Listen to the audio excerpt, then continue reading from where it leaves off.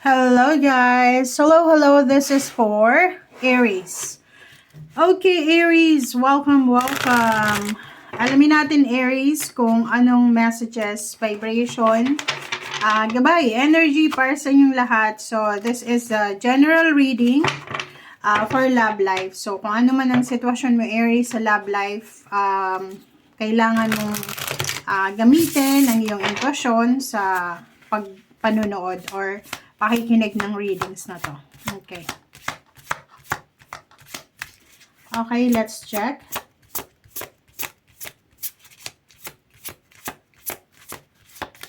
Ano bang message ang gustong iparating sa'yo ng baraha? Okay. Aries, share your gifts and your purpose is joy. So, sinasabi ng baraha sa'yo dito na your creativity positively impacts the world. It's ripe with beauty and innovation. Everyone benefits from your art, especially you. Get to know your talented inner muse.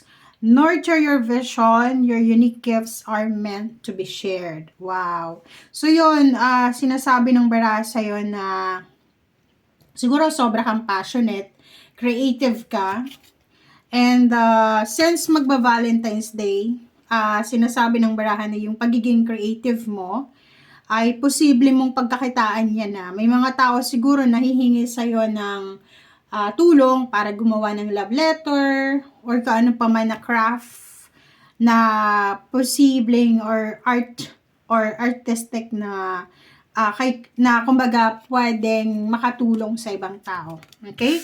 So, share your gifts. If you have that talent, if you have that skills, needed yan ngayong taon na to, Aries. Your purpose is joy. So, yung purpose mo daw, yung rason mo is yung maging masaya. Kumbaga, you're existing in this world because you want to be happy. Parang ganun. Okay, so dito sinasabi na your purpose has nothing to do with how you make a living.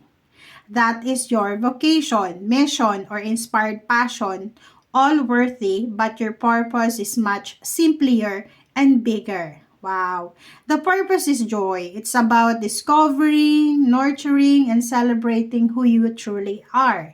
And knowing and loving yourself at the deepest level. Okay, so ato, 'di ba? If you will observe, Aries, 'di ba? May mga Aries talaga na simple lang talaga yung gusto nila.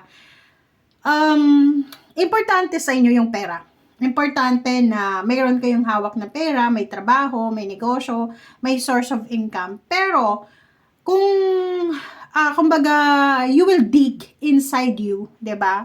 Yung kakalikutin mo yung puso mo, yun talaga yung gusto mo, simpleng buhay lang. Okay? May mga Aries na like for example, they're financially stable and hindi sila masaya sa love life nila and they prefer na maging masaya sa love life kaysa maging stable sa pera. Which is parang sinasabi ng baraha sa'yo na kung nasa ganyan kang mindset and emotion sa ngayon, isa ka sa mga pinagpapalang Aries na talagang hindi kayong klase ng materialistic na Aries. Parang ganun. So, dito sinasabi ng baraha sa'yo na yung purpose mo daw ay yung ma-discover, mag-explore, mag-celebrate. Normally, yun yung mga Aries eh. Yung mga Aries is talaga mahilig sila mag-celebrate eh. Yung parang small wins para sa kanila ay big wins na. Okay? So, yun. So, medyo hindi naman complicated yung paghahanap mo ng love life or halimbawa yung iba, wala kang masyadong hinahanap, hindi ka masyadong demanding. Hindi ka rin silosa. You're just parang true sa emotion mo.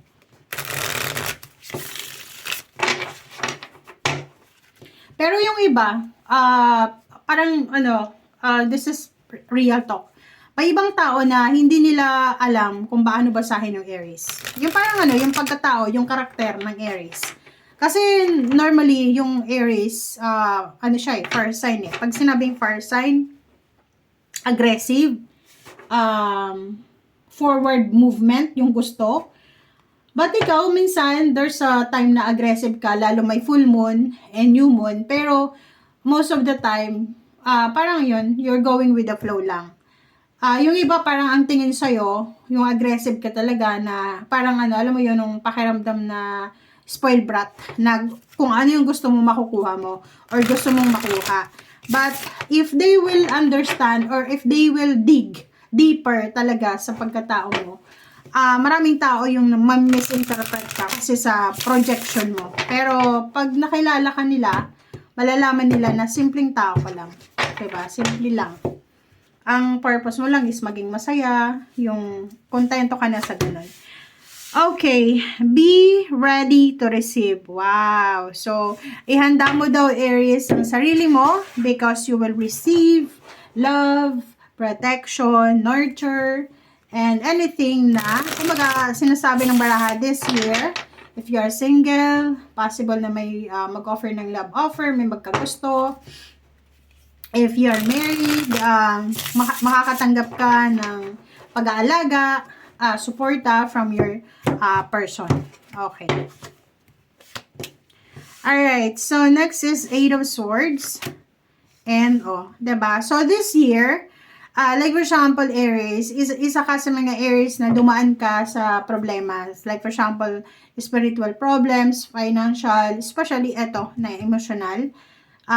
Maybe few years ago. But this year, sinasabi ng barahan na you are parang removing yourself from stagnation, from stuck up situation.